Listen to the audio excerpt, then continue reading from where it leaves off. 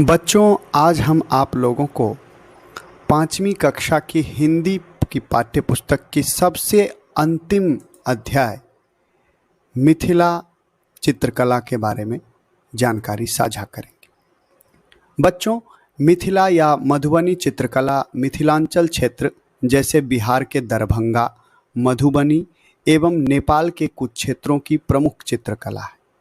प्रारंभ में रंगोली के रूप में रहने के बाद यह कला धीरे धीरे आधुनिक रूप में कपड़ों, दीवारों एवं कागज पर उतर आई। मिथिला की औरतों द्वारा शुरू की गई इस घरेलू चित्रकला को पुरुषों ने भी अपना लिया है। माना जाता है कि इस चित्रकला को राजा जनक ने राम सीता के विवाह के दौरान महिला कलाकारों से बनवाई थी। आज मिथिलांचल के कई गांवों की महिलाएं इस कला में दक्ष हैं।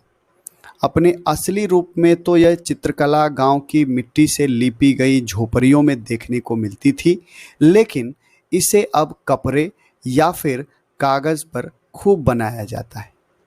इस चित्रकला में खास तौर पर हिंदू देवी देवताओं की तस्वीरें, प्राकृतिक नज़ारे जैसे सूर्य व चंद्रमा, धार्मिक पेड़ पौधे जैसे तुलसी और विवाह के दृश्य देखने को मिलेंगे।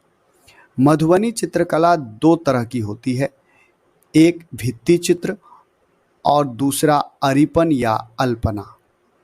भित्ति चित्र को मिट्टी से पुती हुई दीवारों पर बनाया जाता है। इसे घर की 3 खास जगहों पर ही बनाने की परंपरा है, जैसे भगवान व विवाहितों के कमरे में और शादी या किसी खास उत्सव पर घर की बाहरी दीवारों पर। मधुबनी चित्रकला में जिन देवी देवताओं को दिखाया जाता है वे हैं माँ दुर्गा, काली, सीताराम, राधा कृष्ण, शिव पार्वती, गौरी गणेश और विष्णु के 10 अवतार। इन तस्वीरों के अलावा कई प्राकृतिक और रम्य नज़ारों का भी चित्र बनाया जाता है। जानवरों, चिड़िया, फूल पत्ती को स्वास्तिक की निशानी के साथ सजाया संवारा जाता है। मधुबनी चित्रकला में चटख रंगों का इस्तेमाल खूब किया जाता है, जैसे गहरा लाल रंग, हरा, नीला और काला। कुछ हल्के रंगों से भी चित्रकला में निखार लाया जाता है, जैसे पीला, गुलाबी और नींबू रंग। यह जानकर हैरानी होगी कि इन रंगों को घरेलू चीज़ों से ही बनाया जाता है, जैसे हल्दी, केले के पत्ते और दूध इत्यादि।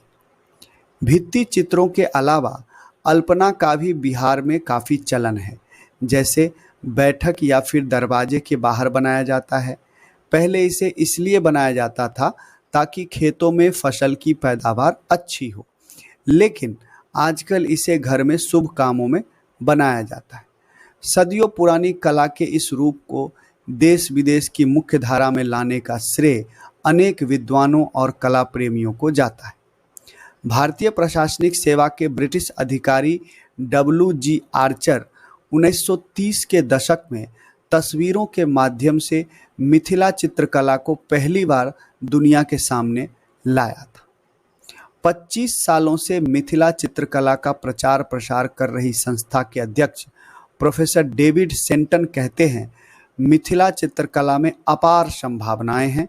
जरूरत है प्रतिभाओं को पहचान कर उन्हें अनुकूल सुविधाएं मुहैया कराए जाने की। इस संस्था ने सन 2003 में मधुबनी में मिथिला कला संस्थान की स्थापना की। यह संस्थान हर साल 20 छात्रों को छात्रवृत्ति देकर मिथिला चित्रकला को प्रोत्साहित करता है। संस्थान के निदेशक चित्रकार संतोष कुमार दास कहते हैं, गंगा देवी और सीता देवी की राष्ट्रीय अंतर्राष्ट्रीय प्रसिद्धि के बाद जिस तरह से इस कला को प्रोत्साहन मिलना चाहिए था वह नहीं मिल पाया। शिक्षा और मूलभूत सुविधाओं के अभाव में कलाकार किसी तरह इस पुराने कला के रूप को बचाए हुए हैं। महिलाओं की विशेष उपस्थिति इस चित्रकला की विशेषता रही है। पीढ़ी दर पीढ़ी परंपरा के रूप में इन्होंने इसे बचाए रखा। मिथिला चित्रकला में अब प्राकृतिक रंगों के बदले एक्रिलिक रंगों का प्रयोग होने लगा है। इससे चित्रकला के जल्दी बिखरने का खतरा नहीं रहता है। मधुबनी चित्रकला में आज भी मिथिलांचल की मिट्टी की खुशबू अपने आप ही निखरने लगती। तो बच्चों, आज के इस ऑडियो आर्टिकल के माध्यम से आपने मधुबनी या मिथिला चित्रकला के बारे में जानकारी प्राप्त की।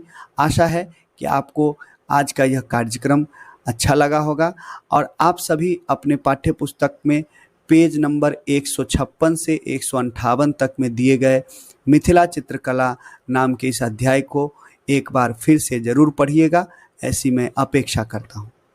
मिलते हैं एक नए वीडियो के साथ।